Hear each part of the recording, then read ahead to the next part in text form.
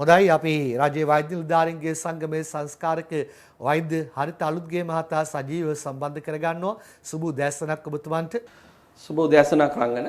මේ කතා කරපු කාරණාවට යමක් එකතු කරන්න පුළුවන්කම තියෙනවද ඔබතුමන්ට? අපි කාගේවත් නම්ගම් හෝ අදාළ තැන් ගැන කියවන්නේ නැතුව ජපානයේ කොරෝනාවට තවමත් අත්අදා බලන ඇවිගන් ලංකාවට ආවේ කොහොමද?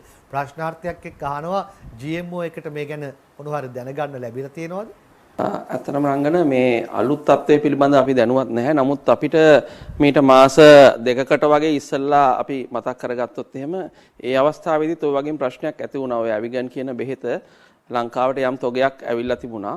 ඒ අවස්ථාවේදී අපි මේ සම්බන්ධයෙන් බලධාරීන් ප්‍රශ්න කළාම ලැබිච්ච දේ තමයි උත්තරේ තමයි ඒක ඩොනේෂන් එකක්. එහෙම නැත්නම් ආධාරයක් විදිහට ලැබුණයි කියලා. නමුත් මේ වර දැන් ඔබ ප්‍රකාශ කර පරිදි ටෙන්ඩර් පටිපාටියකින් තොරව මේක මිලදී ගැනීමක් විදිහට වෙලා තියෙනවා. ඒක බරපතල තත්ත්වයක්. ඒ නිසා මම හිතන්නේ සෞඛ්‍ය අමාත්‍යාංශයේ විදිහට ඒ සම්බන්ධයෙන් පූර්ව විමර්ශනයක් කළ යුතුයි කියලා අපි විශ්වාස කරනවා. මොකද මේ බෙහෙත් සහ එන්නත් සියල්ල මේ අපි කතා කරන දේශීය හෝ වේවා විදේශීය හෝ වේවා සියල්ල දැනටත් පර්යේෂණ මට්ටමේ තියෙන්නේ. ඒතකොට ඒ වගේ ඒවා අපි පර්යේෂණයේ කොටසක් විදිහට රෝගීන්ට දෙන එක වෙනම දෙයක්. ඒක රෝගීන් කැමැත්ත අරගෙන. නමුත් නිදහසේ රෝගීන්ට ලබා දීම සඳහා දැනටත් ලෝක සෞඛ්‍ය සංවිධානයේ හෝ අදාළ බලධාරීන් දැනට අනුමත කළ නැති තත්ත්වයේ යටතේ අපි පර්යේෂණයේ කොටසක් විදිහට ජනතාව නොදැනුවත්ව පාවිච්චි කරනවා නම් ඒක ඊටාම් බරපතල තත්ත්වයක්. වෛද්‍ය සදාචාර ධර්ම අනුවත් ඒක වැරදි. ඒ නිසා මේ සම්බන්ධයෙන් පූර්ණ විමර්ශනයක් කළා කොහෙද වැරද්දක් ඇත්තට වෙලා තියෙනවද කියලා මුලින් හොයන්න ඕන. ඒ සියල්ල පාරදෘශ්‍ය විදිහට හෙළිදරව් කළ යුතුයි කියලා අපි විශ්වාස කරනවා. හොඳයි හරියටම කියවන වැරද්දක් වෙලා තියෙනවද කියලා මුලින්ම හොයලා බලන්න ඕනේ. එහෙමනම් මේ පිළිබඳව පරීක්ෂණයක් යන්න ඕනේ. ඒ විතරක් නෙමෙයි මේ ගැන ප්‍රතිචාරයක් දැක්කොත් හොඳයි. සෞඛ්‍ය බලධාරීන් කාරණාව පිළිබඳව හරි පැහැදිලි කිරීමක් අපිට නැති පැහැදිලි බවක් අපිට නැති නිසා. හොඳයි වෛද්‍යතුමනි ඊළඟට ගොවිජන සේවා 17ක නිලධාරීන් නිරෝධායනයට යොමු කරලා තිබෙනවා කියලා අද ලංකාදීපයේ පොල්ගෙඩි අකුරෙන් හෙඩ්ලයින් එක දානවා. කොමසාරිස් ජෙනරාල්ට කොරෝනා හම්බන්තොට වැඩමුළුවකටත් ගිහින් කියලා කීප දෙනෙක් එක ගැටලා තියෙනවා. මේ ගැන පොඩ්ඩක් කතා කළොත්.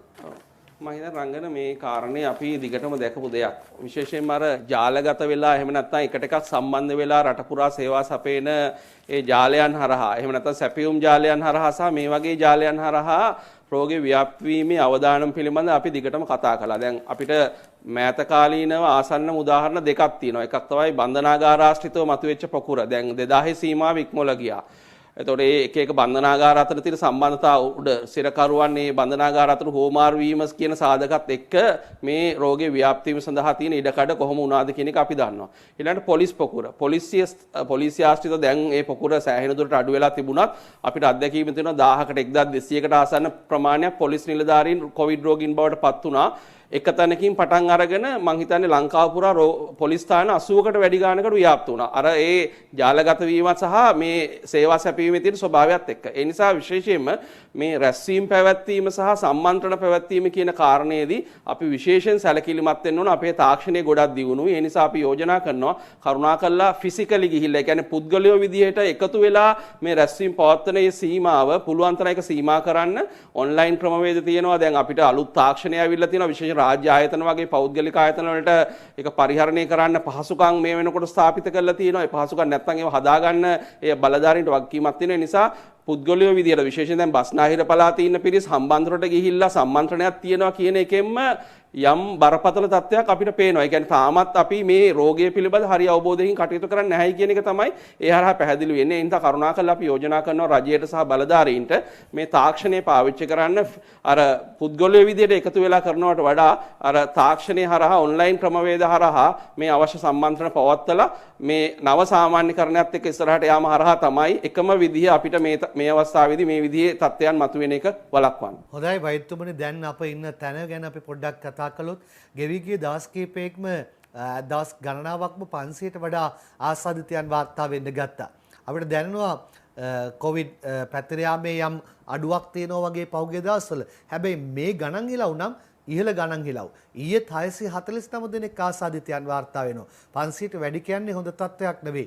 ඇත්තටම දැන් තියෙන තත්ත්වය කොයි විදිහද? ඔව් මම හිතන්නේ රංගන ලෝකේ පුරා මේ වෙනකොට මතුවලා තියෙන ප්‍රවණතාවයෙන් අපි අත්දැකීම් ගත්තොත් එහෙම ඊටාම පැහැදිලිව යම් සංකීර්ණ සහ අවදානම් සහගත තැනක තමයි රටක් විදිහටත් අපි ඉන්නේ. මොකද ලෝක සෞඛ්‍ය සංවිධානයේ පවා ලෝකයටම අනතුරු අඟවල තියෙනවා දෙසැම්බර් මාසයේ ඊටාම තීරණාත්මක විය හැකි විශේෂයෙන්ම ඇමරිකා එක්සත් ජනපදයේ සහ යුරෝපීය රටවල ශීත කාලයේ උදා වීමත් සමග ඒ රෝග ව්‍යාප්තිය අසාමාන්‍ය ලෙස ඉහළ යන්න පුළුවන් කියලා දැනටත් අපි ඒක දකිනවා. දැන් පිට දවස් 30කට වැඩි කාලයක් ඇමරිකාවේ දවසකට වාර්තා වෙන රෝගීන් ගාන ලක්ෂයකට වැඩි. දවස් 5ක් ඇතුළත පහුගිය දවස් 5 ඇතුළත විතරක් රෝගීන් ලක්ෂ 10ක් ඇමරිකා එක්සත් ජනපදයේ වාර්තා වෙනවා.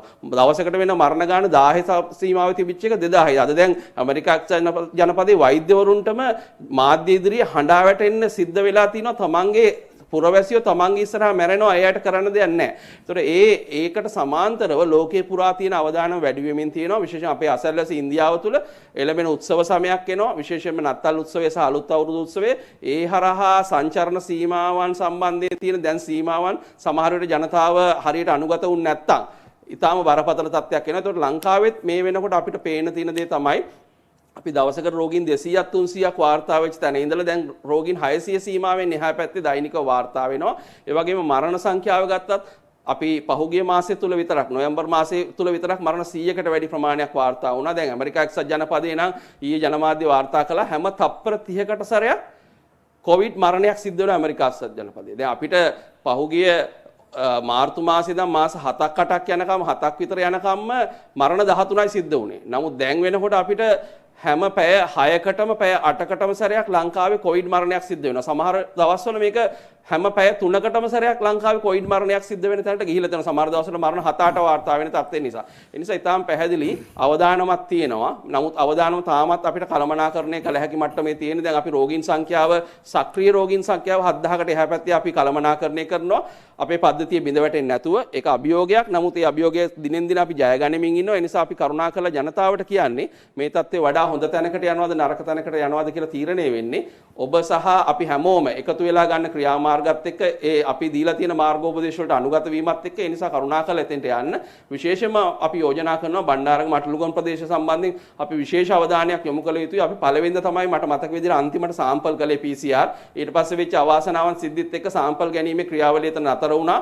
දැන් අද ඉඳන් නැවත අටලුගම සාම්පල් ගන්නවා. මට දැනගන්න ලැබිලා තියෙන විදිහට. එතකොට ඒ ප්‍රදේශය තුළ මේ රෝග ව්‍යාප්තිය දැනට ලැබිලා තියෙන දත්ත අනුව 50% විතර ප්‍රතිශතයක් තියෙනවා අන්තිමට ආපු සාම්පල් ටිකේ. ඒතර අද දැන් යම් සාම්පල් ප්‍රමාණයක් කළොත් ලොකු ප්‍රමාණයක් පොසිටිව් වෙන්න ලොකු ඉඩකඩක් තියෙනවා අටලුගම ප්‍රදේශයේ. ඒකත් එක්ක අපිට අපේ ඩිස්චාර්ජ් වෙන රෝගීන් ගන්න එහෙම නැත්නම් හොඳ වෙලා පූර්ණ සුවය ලැබලා ගෙදර යන ගාන 300ක් 400ක් වෙනකොට අපිට 7-800ක් දවසකට එන්න ගත්තොත් එහෙම අලුතෙන් රෝගීන් අනිවාර්යයෙන් මේක අපේ රෝහල් පද්ධතියට දරා ගන්න බැරි තත්ත්වයක් එනවා. ඒ නිසා අර ඇමරිකාවේ ඒ අවාසනාවන්ත තත්ත්වයට නොගියත් අපේ පද්ධති බිඳ වැටීමේ අවදානමක් ඉදිරි කාලය තුළ මතුවෙන්න පුළුවන්. අපි මේ අවස්ථාවේදී හරි ක්‍රියාමාර්ග වලට අනුගත වුණේ නැත්තම්. තාම හොඳින් පැහැදිලි කළා. ඒ අතරේ අර පෞද්ගලික දවස්වල අපි කතා කරපු අපේ සෞඛ්‍ය රෙගුලාසි ගැන කතා කළා. ඒ වගේම වත්පිළිවෙත් ගැන කතා කළා, පුරුදු ගැන කතා කළා, පරිස්සම් වීම ගැන කතා කළා. මේවා අතරේ අපි ඊයේ පෙරේදත් පත්තරේ කියුවා මේ මුදල් සංසරණයේදී ගොඩක් පරිස්සම් වෙන්න කියලා. මේහා කාරණා ඇතුළුව පරිස්සම් විය යුතු දේවල් ගැන නැවත අපි පොඩ්ඩක් මතක් කළොත් රංගන මෙතෙන්දී ඉතාම වැදගත් වෙනවා. අපි අමාරු දේවල් කියලා නෑ. මූලික සෞඛ්‍ය ක්‍රමානුකූල පුරුදු 3ක් තමයි අපි කියලා තියෙන්නේ. ඒකෙන් පළවෙනි එක වැදගත්ම දේ තමයි අපි නැවත මතක් කරනවා. ඔය සියල්ලටම වඩා වැදගත් දේ තමයි අත්සෝදනයක. නිවැරදිව තප්පර 20ක් 30ක් පාවිච්චි කරලා අත් නිවැරදිව සෝදනයක ඉතාම වැදගත්. අපි රෝගේ වැළැක්වීම සඳහා මේ වෙනකොට ලෝකේ හොයාගෙන තියෙන හොඳම විදිය තමයි අත්සේදීම.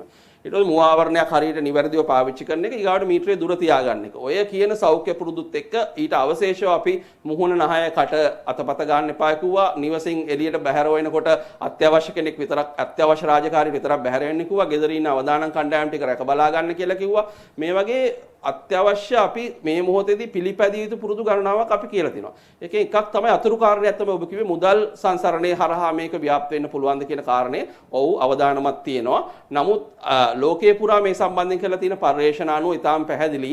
සමහර පර්යේෂණ හරහා කියවෙනවා සාමාන්‍යයෙන් අනිකුත් පෘෂ්ඨ වලට වඩා වැඩි ඉඩකඩක් තියෙනවායි කියලා මුදල් හරහා යන්න.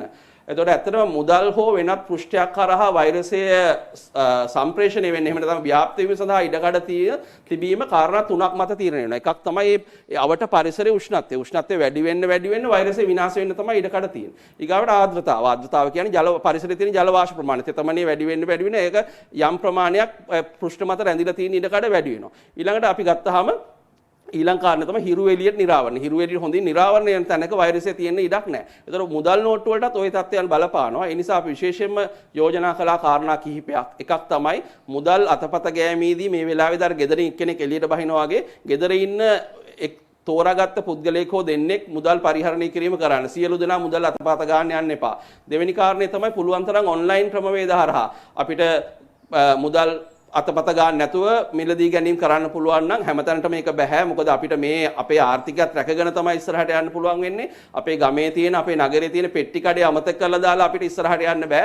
ඒ මුදලාලිගේ ආර්ථිකයත් රැකගෙන තමයි අපි ගමන යන්න ඕනේ. නිසා අපිට විශේෂයෙන්ම මේ ඔන්ලයින් ක්‍රමවේදවල යම් සීමාවන් තියෙනවා. ඒ නිසා අපි විශේෂයෙන් යෝජනා කළා වැදගත්ම කාරණේ තමයි අර කියපු විදිහට මුදල් පරිහරණයෙන් පස්සේ නිවැරදිව අත්සෝදන්න.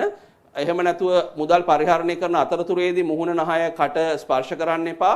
ඒ වගේම ව්‍යාපාරික මහතුරුන්ට අපි කියපු දේ තමයි පුළුවන් තරම් අර රවුම් ගණන් වලට එන පැක් හදලා තියන්න. ඒ කියන්නේ රුපියල් 100කට පරිප්පු රුපියල් 100 ප්‍රමාණය. රුපියල් 200කට පරිප්පු. රුපියල් 100 සීනි මේ පැකට් එකක්. ඒ විදිහට හදලා තිබුණාම අර මුදල් හෝමාරුවකින් තොරව එක පැත්ත 100 කොලේ දීලා අපිට ගන්න පුළුවන්. ඒ වගේම පාරිභෝගිකයන්ට අපි කිව්වේ පුළුවන් තරම් මාරු කාසි අරගෙන යන්න. එතකොට ඔබ රුපියල් 110 නම් ඔබේ බිල 100යි 10යි දීලා ආවම ඔබට නැවත මුදල් ලැබෙන්නේ නැහැ. එතකොට ඒ වගේ ක්‍රමවේද ගණනාවක් අපි කිව්වා. ඔය සියල්ලටම වඩා අපි කිව්වා අත්සේදීම තමයි වැදගත්ම දේ. ඒ හින්දා මුදල් පරිහරණයෙන් පස්සෙනුත් අනිත් පෘෂ්ඨයක් අතපත ගාම ඒ අවස්ථාවෙන් පස්සෙත් නිවැරදිව අත්සෝදන්න බාහිර පරිසරයට ගිහිල්ලා නැවස ගෙදර එනකොට අත්සෝදන්න. ඒ හරහා ඔබට සෑහෙන දුරකට මේ රෝග ව්‍යාප්තිය සහ ඔබට මේ රෝගය හරහා එන්න තියෙන අවදානම අඩු කරගන්න පුළුවන්.